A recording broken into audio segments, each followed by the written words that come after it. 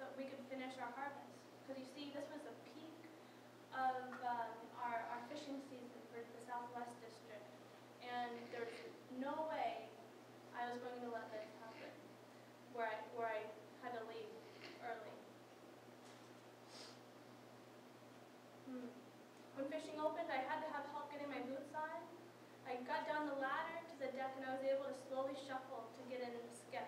We fished that entire morning. Within a short amount of time, we had our first boatload. I had the opportunity, while we were en route to deliver our fish, to get on our satellite phone really fast. And I called my mom, who is at her house in Cordova. I relayed to her as fast as I could what had happened to me. And I was wondering what she thought if maybe I should fly into town to get checked out by a doctor. But instead, she prayed with me over the phone. And it was right then that I had to hang up. We were tying up next to our tender. But I was able to get down the ladder slowly and saw that I couldn't even move fast enough to help tie up the boat. And I was in continual pain, just standing.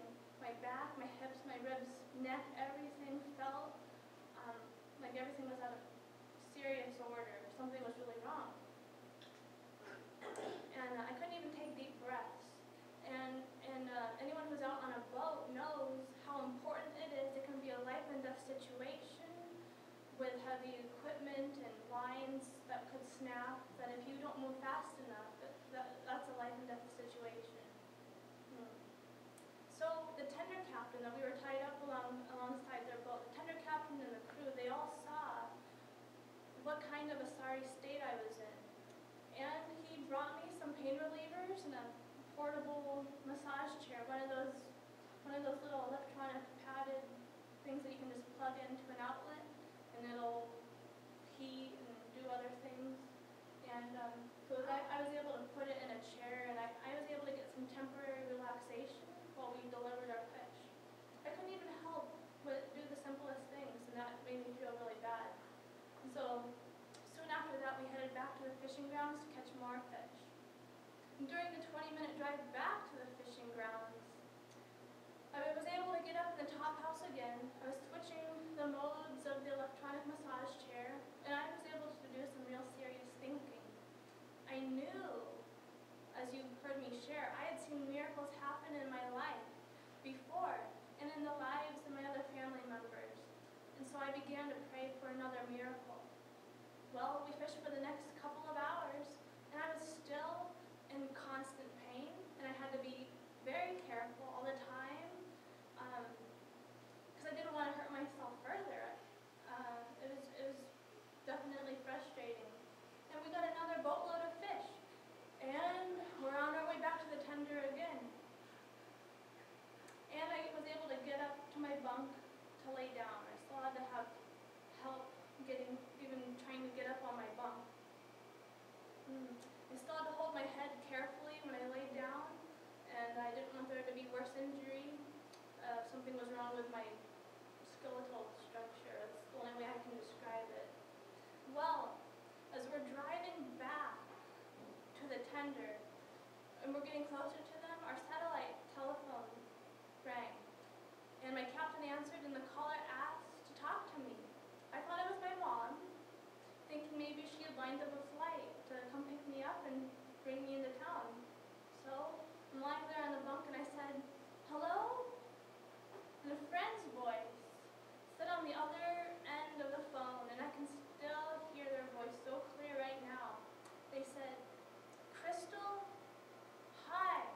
I just wanted to call and tell you that you are healed." When I heard them say those words, I found that I was already sitting up with my legs swung over my bunk, and I was laughing. And I can tell you it was not mind over matter.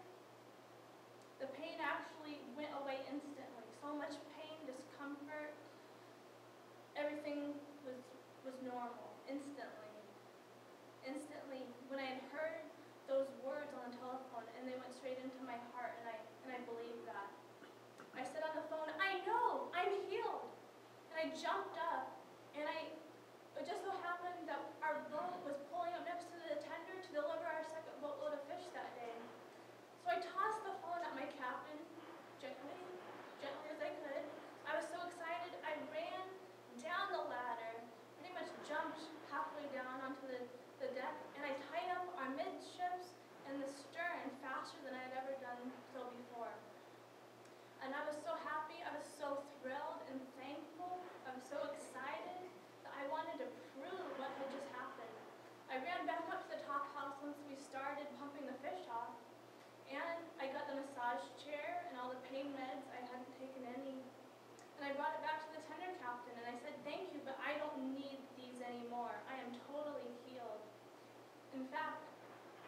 I ran up their tall ladder up to the tender captain's top house. It was real high up off of the main deck. I scurried up that thing faster than a mouse, wanting to get the first piece of cheese. And I just remember seeing the entire tender crew. They couldn't believe it. Everyone who had seen me that day, they could tell that the change in me was as different as night and day. Well, how did we get that phone call? It turned out after I'd called my mom earlier that day, she felt like she was supposed to call one of our family friends and ask them to pray for me. And it also turns out, my mom found out, and I did later, that our friend, even before my mom called them, that entire day earlier, August 13th, when I had that freak accident, at that exact same time, they felt like they were supposed to be praying for me. Even before they heard what had happened. They just felt like they were supposed to. And I just want to share one last experience real fast with you, because it follows right in line with the one I just got done telling you. And I didn't know this at the time, but after I had tossed the phone at the captain and helped tie up the boat after I was instantly healed, that friend on the phone told something to my captain. They said, "You know, I've been praying for you, and I just feel that tomorrow you guys are going to have a really good day of fishing." Well, when the next day came around, it was now August 15th, we had one of the slowest days of fishing that year. There were a lot of boats and not a lot of fishing area open. We had only caught about 30,000 pounds that day. It was almost closing time. We were in a lineup of several other boats that would wait in line. They'd wait with their anchor down, and each boat would take their turn setting out their net so that the fish could swim into their net. They could only make this one set in one direction where the fish would be swimming out of the bay. So we were just doing that all day, taking turns. We got there so late in the day that we hadn't even made a set there. We're just watching everyone else. And some guys earlier in the day had done okay, but it wasn't that hot of fishing actually. Well, by the time it got to be our turn, the fishing had not just slowed down. It looked like all of the fish were going the other direction. They wanted to go back into the bay where the hatchery was. The tide wasn't in our favor by that time, but it was now our turn. It was 7:40 p.m. We had 20 minutes left on the clock, and we set out our net. All the boats were fishing there. They'd been catching fish, of course, that were going away from the hatchery. So that's the way that we had to set. All the fish, you could see them jumping farther and farther away from you. And none of them were coming into the net. There's nothing coming into the net.